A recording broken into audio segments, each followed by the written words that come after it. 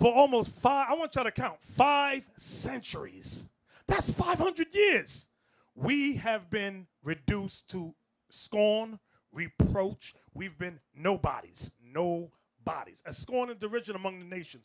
And now when we find out we are the children of Israel, God's chosen people, we are supposed to apologize, I thought. We are supposed to apologize. Now that we wake up from the doodle hill and we say, hey, take this doodle off me. I'm God's chosen people. No. That's not right. That's racist. You are racist when you say that. What? I've been living in doodle all my life. Now I find out I'm something great and I got to apologize for that? Can you read that for me? Deuteronomy 4, 7 and 8. Deuteronomy chapter 4 and verse 7. For what nation is there so great, who hath God so nigh unto them? Did he use the word great when he spoke about us? What nation is there so great? Go ahead. Who hath God so nigh unto them? As the Lord our God is in all things that we call upon him for. And what nation is there so great, that hath statutes and judgments so righteous as all this law, which I set before you this day? So we have always been a great people, and we shall be so again. Christ ensured it. Our greatness shall return. Now, I mentioned doodle a few minutes ago. People looked at me. You just nasty. I'm not being nasty. Doodle is in the Bible, and we live in doodle. Can you give me that in 1 Samuel chapter 2? We live in, I know you think in your little houses, and I don't care how nice your home is. It's doodle. If you look at where you came from, talking about historically, to where you are today, you're going to realize you live in squalor. You live in fecal matter. And the Bible says that. 1 Samuel chapter 2 and verse 8. He raiseth up the poor out of the dust, and lifteth up the beggar from the dunghill. You know what a dunghill is? A hill of SH. Doodle. The poor man and the beggar he's talking about the Israelites. This is prophetic about our people being called the poor.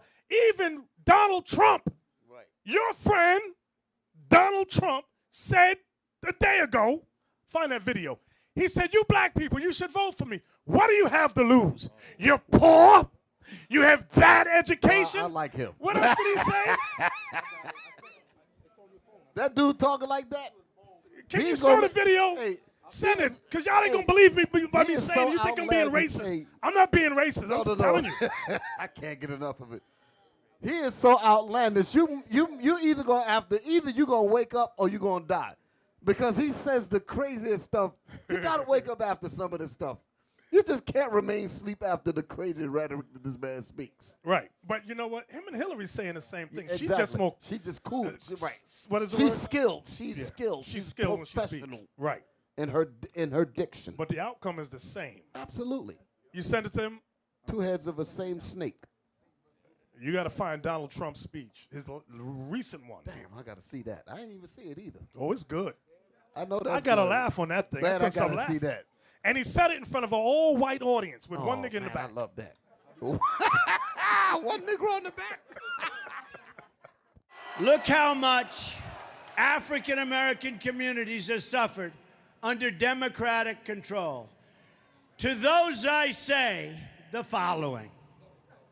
What do you have to lose by trying something new like Trump?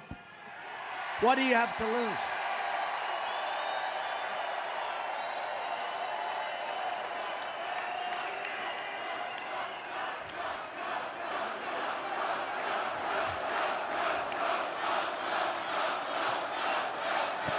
See the nigga in the back? I told you I didn't make that up. I say it again. What do you have to lose? Look, what do you have to lose? You're living in poverty.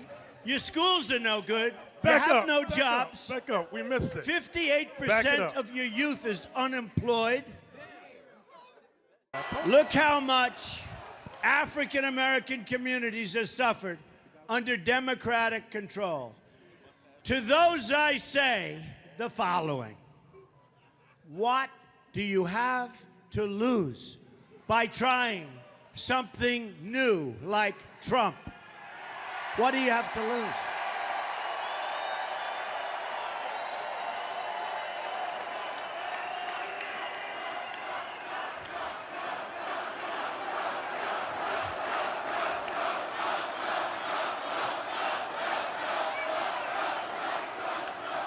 I say it again. What do you have to lose? Look, what do you have to lose? You're living in poverty. Your schools are no good. You have no jobs. 58% of your youth is unemployed. What the hell do you have to lose?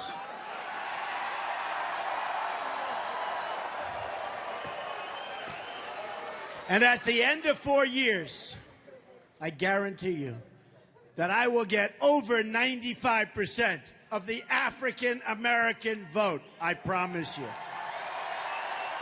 See, I thought I made this up. I didn't make this up. I just paid close attention. Look how much He went back. You saw him point to the black woman. He went like that. This nigga gets it right here. Yeah. Y'all, some of y'all looking up here, they say, how in the world could these men laugh at this? Well, it is funny. It is funny. But in the real sense, it shows you how destroyed of a people we are. That's the reason why I said what I said about him. Because what he's actually doing, he's actually showing us the filth of our minds right in front of us. So we have no excuse to remain this way. So whenever the medicine, like the bishop is bringing out, whenever this medicine comes along to clean our people up, I'm going to say what he said. What the hell is wrong with us when we don't accept this medicine to get our minds right? That's the question. Oh, man, that thing was beautiful. I thought I'd never see the day.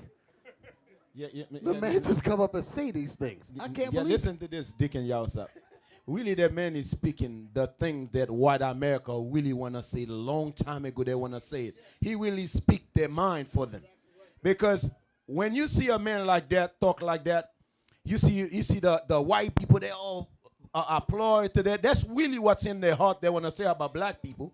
But they feel like this man right here, since he's in light, he can say that nobody going to get hurt by it. The reason we laughing, because we've been telling you that for years. There you go. That's why we laughing. You have to listen to the white man tell you yourself.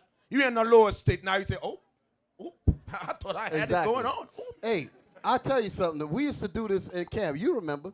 We'd be downtown, and while the brothers are speaking, we had this white man that would come to the camp. And you know the name. You know what I'm talking about. Bring him up while the men are teaching Israel, Jake out in the audience, they ain't really paying attention. Then they have to call the white man over. And he knew that he was being called for that reason. So he get the microphone, and while he's talking, the Negroes haven't figured out that a white man is speaking yet. So you know what the priest would say? He said, hey, Negroes, I got a white man speaking now. Pay attention, and they listen. In other words, he has to come and co-sign and say the things to get your attention. Otherwise, it don't ring home. So the thing like Deacon Lobert's bringing out, he came forward and said exactly what so-called white people have on their minds. He's bringing that information out. And they all happy about it because they always wanted to say it. They always wanted to say it. And the fact that he's saying it, maybe we'll listen. He's giving the statistics and all of that. Like we don't know it, but we're the damn victims of it. He's telling us something that we already know.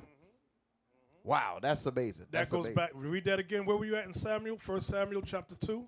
1 Samuel chapter 2, verse 8. He raiseth up the poor out of the dust. So we are the poor, meaning poor in spirit. God is going to raise us up out of the dust, which is a low estate. Go ahead. And lifteth up the beggar from the dunghill. Why is it calling us beggars? Because we're the ones on welfare, unemployment, always want a job. Can you hire me, please? And we were the kings and gods of the earth. Now it's calling us poor and beggars. Read that beggar part again. And lifteth up the beggar from the dunghill. The dunghill. Dung means doo-doo. S-H-I-T. That's what dung is. That's the life we live. And you got to see it. I'm going to tell you how bad it is. Some of y'all don't know. Those of y'all that live in the projects, I'll say it like that, the projects. You ever have cops go to your house? Let me tell y'all a secret. Some of y'all might know. Some of you might not know. They talk about how nasty blacks and Latinos are. I ain't talking about the black cops so much, but the white cops, they do.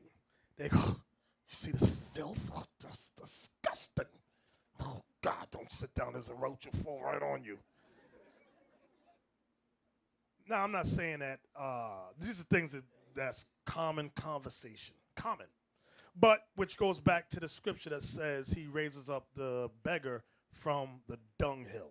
The way we live is not, and that goes for those of you who may have a big house. It's still a dunghill from where you came from. Okay? When you once had your own plot of land, things of that nature, now you're paying taxes and things of that sort. Read that again for me. He raiseth up the poor out of the dust, and lifteth up the beggar from the dunghill, to set them among princes. You see that? To set us where? Among princes, and to make them inherit the throne of glory. God is going to make us to inherit the throne of glory. Was that it? For the pillars of the earth are the Lord's, and he hath set the world upon them. Y'all see that? So everything is meant for our benefit. It might not look like it yet, but everything is set and created for our benefit.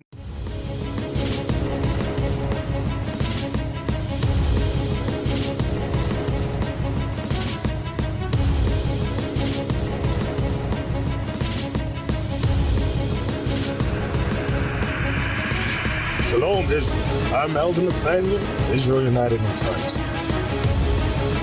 YouTube likes to shut our channels down, as some of you have noticed, ever so often. Subscribing to join IUIC will assure you will always stay connected to our YouTube accounts. We want to do our best to make sure this truth gets out. Please click and join our subscriber YouTube channel called Join IUIC to stay linked to all of our videos.